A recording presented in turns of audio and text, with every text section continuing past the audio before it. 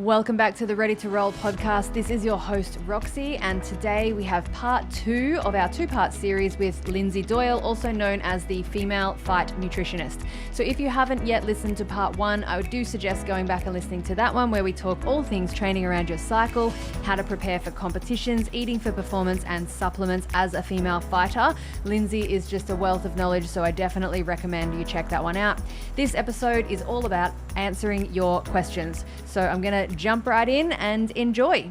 So now I would like to go through some questions that I got from Instagram. This always makes me so nervous. I'm like, what's the most question? And I'll be like, I don't know. That's okay though. Like I always say this, I'm like, man, you ask me anything, but if I don't know, I'm not gonna pretend I know. That's a big thing for me. It's a big thing I look out for in people's characters. Someone that's not able to admit they don't know something, I find them worrying. People that speak in absolutes and people that won't admit they don't know something. I don't like either of those people. 100%, because it's like, you know what, it's okay, you don't have to know everything. And you just say, like, as things will come up to me, have you ever worked with someone with such and such? And I'll be like, no, I've not come across that, but let me look into it, or let me signpost you to someone who does know about that. Yeah, that's it. And yeah, that's good. I love that. So let's start. I'm just going to start from the top here. There's 1, 2, 3, 4, 5. There's 6 questions. So Some of them might be easy, some might not. What are the most common mistakes that fighters make with their nutrition? Not eating enough. Under eating, not eating carbohydrates, mistaking coffee for fuel. And not hydrating themselves, and then I feel like that you could place women in place of fighters there. I feel like those mistakes that you just listed are relevant to a lot of women. Sorry, but go on. No, it's all of those things. So the big thing is with the coffee that I like to explain to people, and I sound like I'm anti-coffee. I love coffee, don't get me wrong, but it's caffeine is a psychological stimulant, and it will make you feel energized, and that's great heading into training, a course or a competition. But what it won't do is make glycogen in your muscle stores. So you need also the food for that. So you need to have both. But a lot of fighters they're going too long without eating, before this training. Let's just talk about training. So they're like, they don't want their tummy to feel full while they train, so they're not actually fueling properly, and then they're bunking and training, and they find it hard to recover afterwards. So I would say making sure you're eating enough calories, then making sure you are fueling your sessions, and then making sure you are recovering after your sessions. Yeah, that's awesome. I think that's great. I kind of was expecting those responses, the carbs and not eating enough and using coffee as fuel. Yeah, basically, that's it. It's probably most human beings. Yeah, seriously. Okay. And when someone actually loads their training properly, like when I get them to have like a quick release pre-training carb, have a meal like a couple hours beforehand, they're just like, oh my God, how was I? They just feel so much better. And either happens, especially with athletes, they either train very early in the morning or very late at night. And the people that train very early in the morning train on empty. And when I convince them to start introducing some food beforehand, and they're like, how did I ever do that? They can't believe it. And then the people that train late at night and we're eating after training and we're just going to bed, and I convince them to have some sort of a recovery meal, and they wake up the next day feeling like they weren't hit by a bus, and they're like, oh my God, this is like mind blowing. I know, it's crazy, and it's like, it's so simple, it should be so obvious, but it's not. And it is hard to eat after you've had a hard training session at night, when you come home and you get home late. Like I struggle, but I literally force feed myself. It's not I don't love it. And I say to people, it doesn't have to be a meal. Well, you can have yourself some liquid calories, like make up. If you can't think of, like, you're not going to want to digest some steak and potatoes and vegetables. No, exactly. Well, why don't we make up a smoothie? We put in some protein powder, some full fat cream, and some berries, and then you just have to drink that, and then you can have your big meal in the morning when you wake up. Yeah, 100%. You just need that protein straight after, as well as the carbs, right? Yeah. So question number 2 is, this is a good one. This one I think was from Dr. Crystal. I think this was her question. People talk a lot about making weight for a fight, but what about the off season? How does one approach nutrition in the off season? For example, you don't have a competition coming up. Yeah, yeah. Well, this is what I would like people to do more of, because they don't, fighters are just constantly in that state of, it's just a little bit more complex for them because they might get offered a fight, or as I just said, jiu-jitsu season tends to be, you could find a competition every weekend if you wanted to. MMA fighters are kind of constantly trying to stay ready, because especially as a woman in this sport, if you're trying to make a living from it, you need to be able to take short notice fights. Yeah. So in my mind, that makes the so-called off-season nutrition even more important, because you need to have that nailed down and be within a certain level of your fighting weight, so that with 6 weeks notice or 4 weeks notice, you could be on weight and ready to go. So I think that's equally important. I would get them as much as possible on maintenance calories, see where they're at, and really focusing in on fueling their training, fueling their recovery. It's a great time if they're trying to build muscle at that time. We need to go into a bit of a surplus, depending on their training age with lifting, as you know. So I would love that. And actually, a lot of the work I do, my favorite way to work with people is we do 3 months, and I actually would prefer them to not have a fight in that, and I'll do a mock fight week with them. But I would like to spend those 12 weeks them learning how to live day to day and fuel themselves without the pressure of a weigh-in coming, and then we can get their body in a good place. Like I said, then when the body is fueled really well and it's working efficiently, cutting weight is so easy. And after the weight cut, you don't have to reverse diet up from 1,200 calories back up to normal human being calories, because you're actually making weight on 2,000 calories, Yeah, that's awesome. That's great advice. And I think as well, then that just is, educating people around eating well and eating for performance, which is. Yeah. And they get to practice fueling for their training, their recovery, making sure they're getting enough carbs in, and training their gut. Like I always say to people, they're like, oh, I can't digest food before training is a big thing. And I'm like, your gut is as a muscle just as much as your quads or your biceps or whatever. So you need to train. If you want to be training for 1 hour plus, there's going to need to be some fuel on board. So you need to start teaching your gut how to digest these simple fast acting carbs whilst you're training, or just before you train. And the off season's a great time to do that. Because for sure. Nobody try anything that for the first time on fight week. Like I get people and they're like, I tried this protocol that I found online for my last fight and it was terrible. And I'm like, sorry, you tried a new protocol that you had never tried before on fight week. Have you lost your mind? Well, the internet can be very convincing. That people weigh in and then they eat food that they haven't eaten for like 12 weeks. And they're like, I had some gastric distress. And I'm like, no way. And having fucking pancakes from the random cafe around the corner when you've just been living on, whole food, it's just, people are nuts. It drives me insane. Yes, I can understand that. So I get asked that question a lot as well about eating prior to training. And as someone who years ago, I couldn't eat anything like before I trained, but taught myself how to, and the training just is a completely different level. Having some fuel in your body, big shock, I know.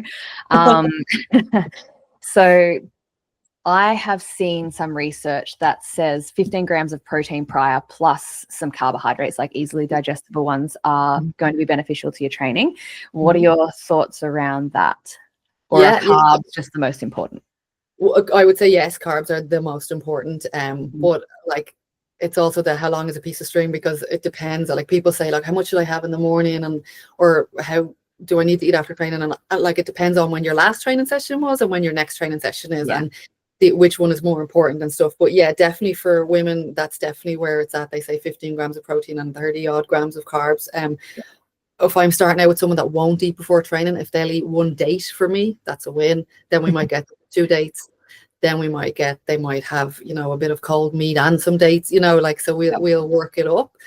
But definitely getting something in makes a big difference. And then again, I also come from a place where I don't like to overcomplicate things. I think things can be made to seem very, very complicated online. So I, for example, wouldn't like to say someone get 15 grams of protein and 30 grams of carbs in. I would rather say to someone, could you have some fruit and a little bit of meat, or could you have some fruit and an egg or whatever, or maybe even just drink a shake for me on the way to the gym, half a scoop of shake, and have some berries. And it lets them control it rather than them thinking they're doing this mathematical equation that's very, very complex, because the reality is it's actually really not that complicated. Yeah, 100% agree. That's awesome. That's great advice as well.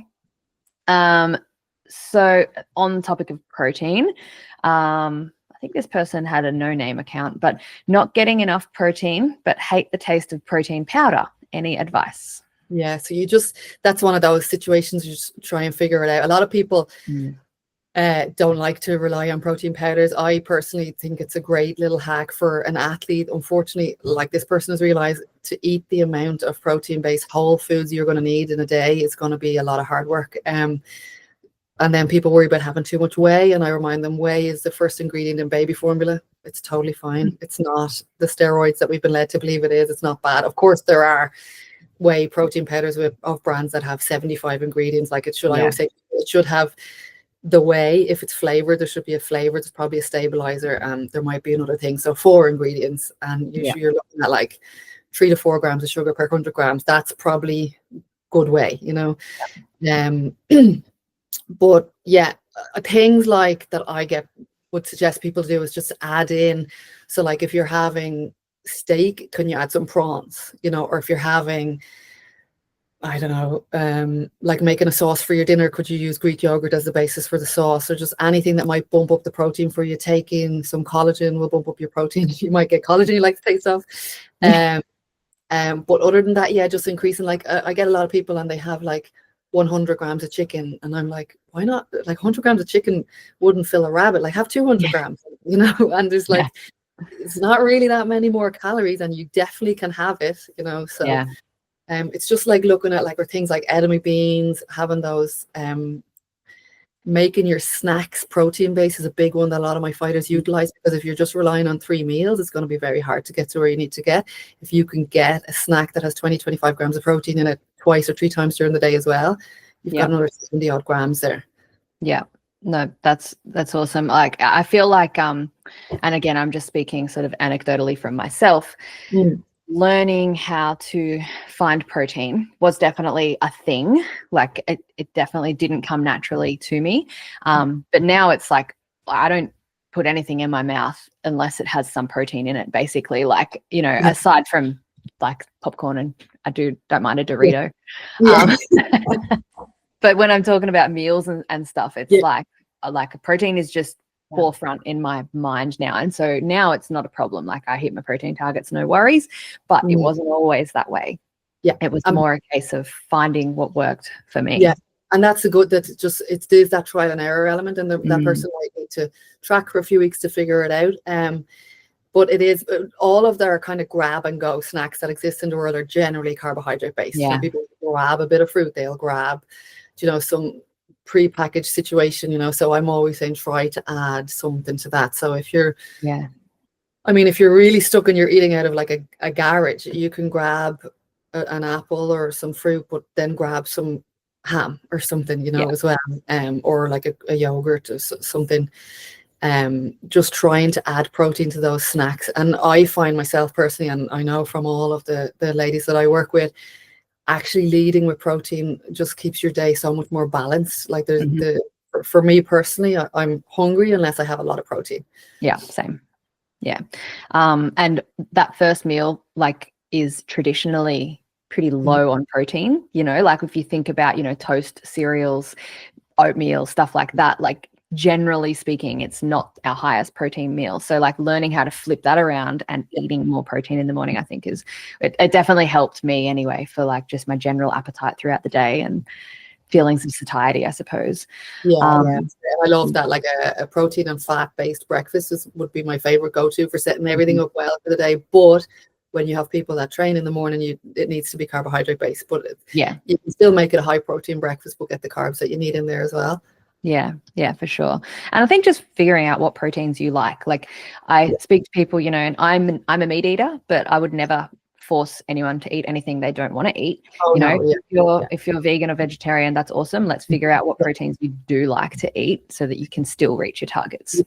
Exactly. And I work with a few vegans, and that's the thing. And when they say to me, do you work with vegans? I say, yeah, I do, but you're going to have to work harder, because you come to me with your vegan kind of protein sources. And of course, I know from working with vegans over the years, I have some ideas and some tips for them, but then it can be very hard, and something that is becoming a bit of a problem at the minute with a lot of female athletes being vegan, we're starting to see a trend because vegans eat so much fiber.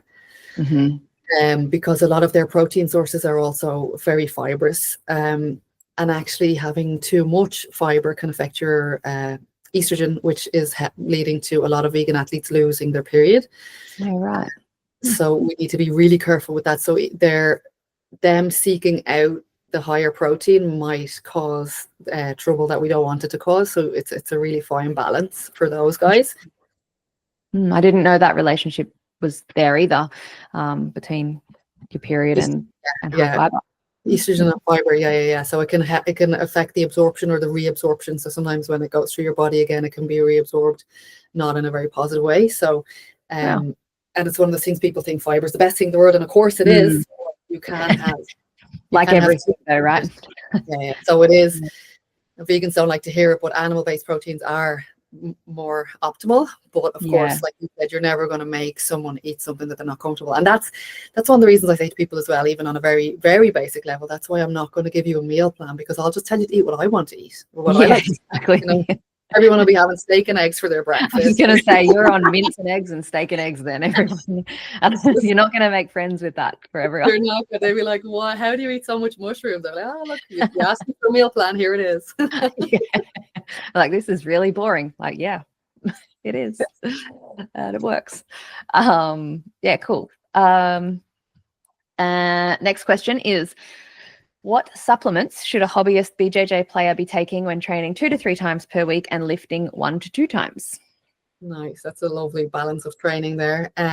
Well, first thing I always say to people is whole foods first. Let's try and get all of our nutrients from food. However, we exist in a world where that's not always great. Our food is traveling a long way before it hits our plate. Often the soil is not as good as it used to be, so there might be a shortfall. So if you have the money to add in supplements, I would say omega-3s, fish oils. I think everyone should be on them. They're great for like insulin management, but they're also great for just keeping your joints, especially if you're doing jiu-jitsu, keeping everything, like I say, like well oiled, so and good for fat loss if that is the goal. Then I would love to have everyone on magnesium before bed, just to replenish stores that are lost through sweat, but also help with restful sleep, sore muscles.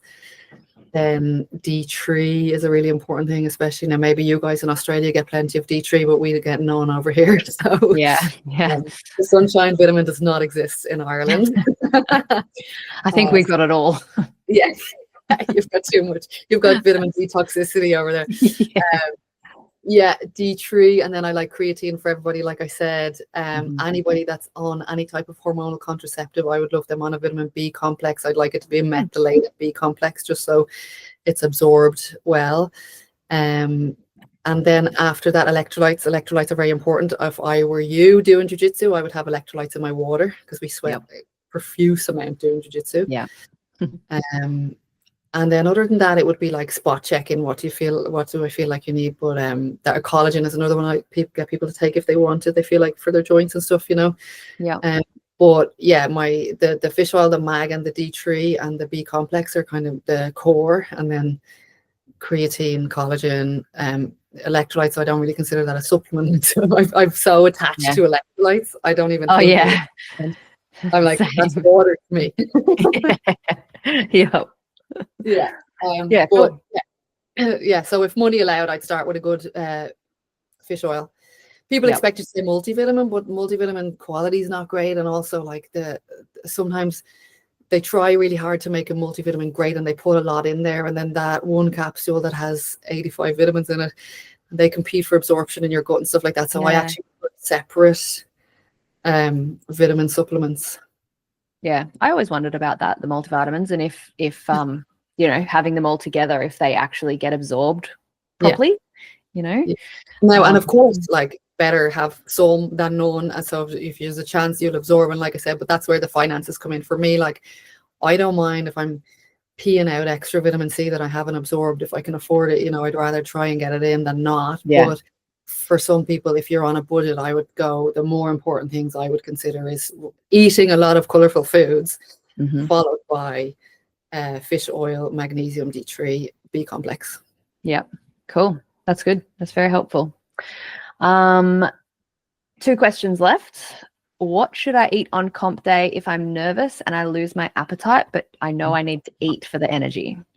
Yeah, so this is where I say to people to try to train that, try to train yourself to eat when you're nervous. So it's like do simulations. So like go to a club you've never set foot in before, to their open mat, and get them nerves if you can. But also we can drink carbohydrates. You can get liquid carbohydrates, you get isotonic sport drinks. You can even get like powdered sweet potato, so just maybe start with drinking the carbohydrates. Things that I get my fighters to use that are really good is, I don't know if you know, like the baby food, the weaning pouches for babies. And they're so good. There's fruit, they're just fruit in them. So they'll be apples and strawberries, and they're in a puree, and they're in a lovely 20-gram pack. So the digestion in that is minimal, but the benefit is huge. So you'll know if you're at a competition who works with me based on who's carrying baby food around the bullpen.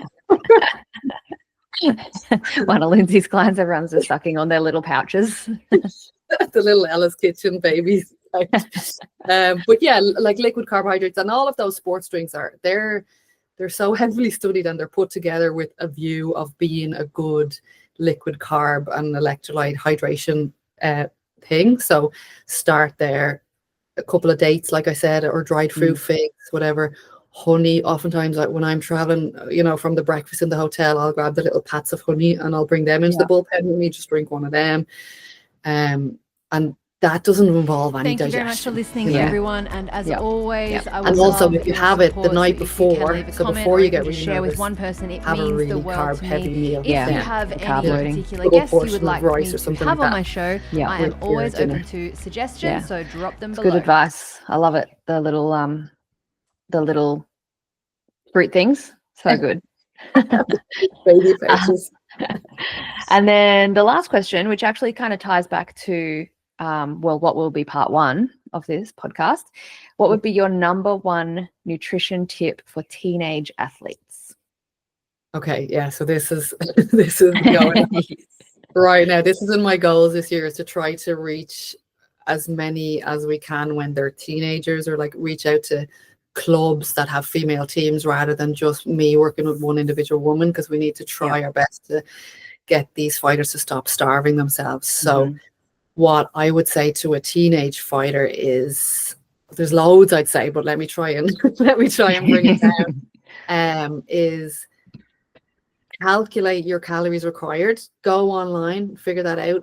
Teenagers need actually more calories than adults. A lot of people don't know that. Their organs are still growing, their brain is still growing. So I often get parents, when I do a seminar aimed at teenagers, teenage fighters, and I get their parents to have a look at what calories they need, and they're like, they can't believe how many calories teenagers need. They're growing. We can't not fuel their muscles. So calculate the calories that you're needing at the minute and eat them all.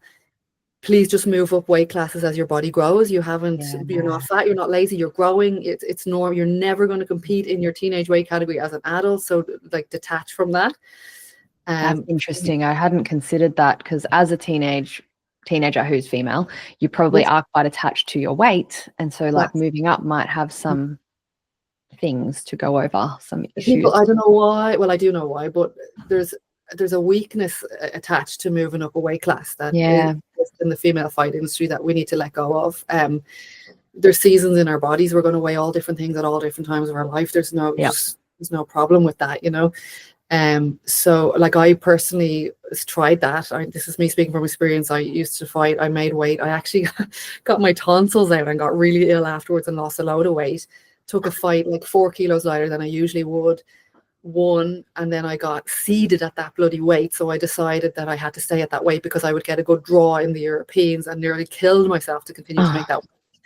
And it just ruined a year of my fight, because like camp should be about getting better at your martial art, not about weight. It should be about getting better at your martial art so you can perform well. You'd be looking after your nutrition and your weight alongside that. But unfortunately, most girls' camp revolves around what they weigh every single day, Yeah. But so I tell them, you're going to be moving up weight classes. That is okay, and there's no failure in that.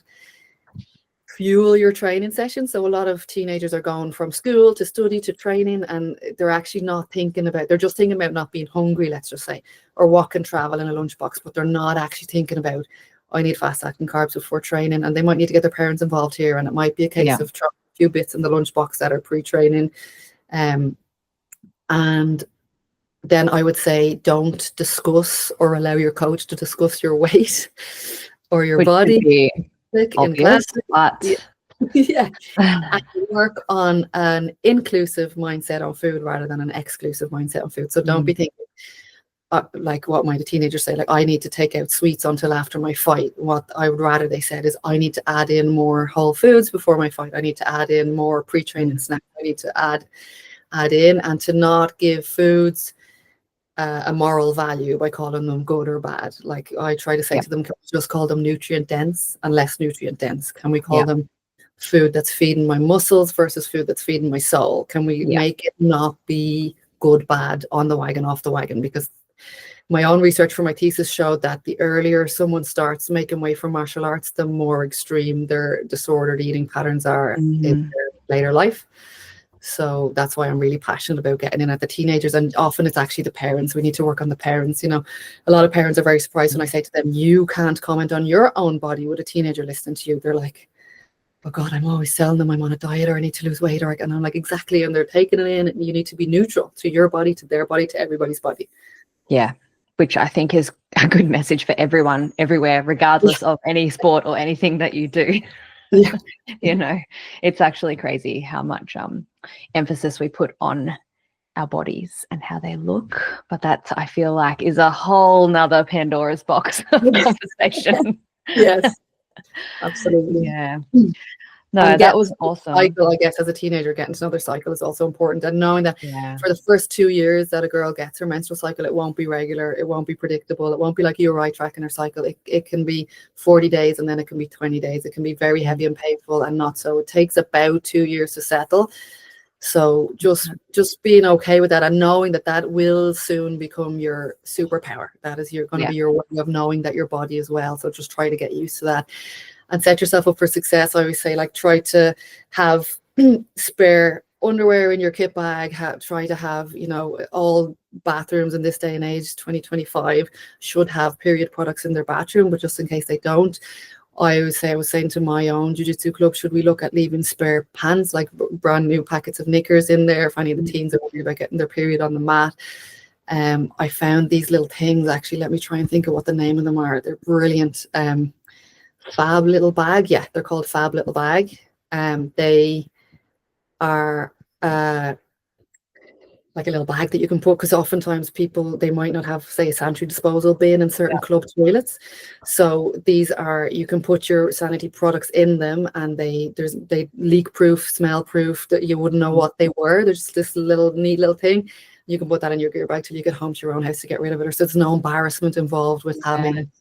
You know yourselves, there's nothing worse. You go to a toilet and you want to change your tampon or your pad, and you're like, oh, like, where am I even going to put this, you know? Yeah, for sure. And especially as a teenager who is, you know, new to the whole experience, and there is, for some reason, some shame around it, which obviously there shouldn't be, but there is. There is, yeah, that's a good idea. What are they called? The Fab Bag. Fab Little Bag, they're called. Fab and they're bag. eco-friendly and all. They're great. And my brother-in-law trains soccer team. I think they were under 14s, and he was asking me a few things recently, and this is one of the things, because he said they have a first aid kit that they bring, because they might be just literally on the side of a pitch, there might not even be a toilet, but they have sanitary stuff and underwear and stuff in their first aid kit. And I was saying, you know, you could try and add these in as well. And then doing things like, you know, getting coaches to not make it a big deal if a teenager wants to go to the loo because she might have just got her period, you know. Yeah, that's good advice too, for sure. Well, thank you very much. That was awesome. I thoroughly enjoyed that. I learned a lot as well. And I mean, it's always nice speaking to someone who shares the same views and opinions around certain things. But it's good. I'm glad that we do share the same views and opinions, because you're a very smart lady. So thank you. Likewise, and it's great to see someone on the full other side of the world is peddling the same message. As I say, I'm online spouting my crap and getting everyone to talk about periods and actually eat some food. Yeah, exactly. Such a simple thing, but just so important. Yeah. But thanks, Amelia. That was so good. Yeah, it was awesome. Well, thank you very much. And yeah, maybe hope to have you back again one day. Yeah. Thanks, Lindsay.